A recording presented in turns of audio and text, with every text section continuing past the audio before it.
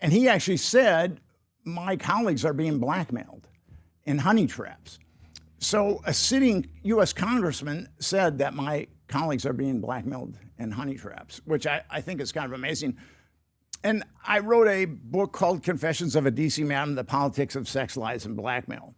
And it was from the perspective of Henry Vincent. And he ran a gay escort service, and Craig Spence would use his gay escorts to compromise politicians. And we also saw that in the Franklin scandal.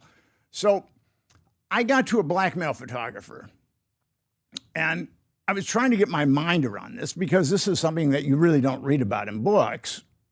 Now you can, because I wrote a book called The Franklin Scandal, but you really don't read about it in books. And I got to this blackmail photographer who was unctuous, but I think that it's kind of funny with people that you cultivate as sources.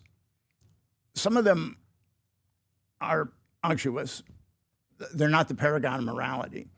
But, and this has happened to me a few times, where early on, they're pretty honest to you. And then later on, something switches. And then and I had this with this blackmail photographer, but I'll give you the metaphor that he used. He said, once you're compromised, it's like you're on a big, beautiful yacht. And you can have anything you want on that big, beautiful yacht. And it's a beautiful day. And there's nothing but good times on the yacht. But if you decide to get off the yacht, the people on the yacht are going to make sure that you drown.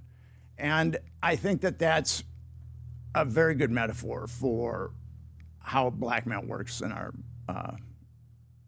political system. Okay.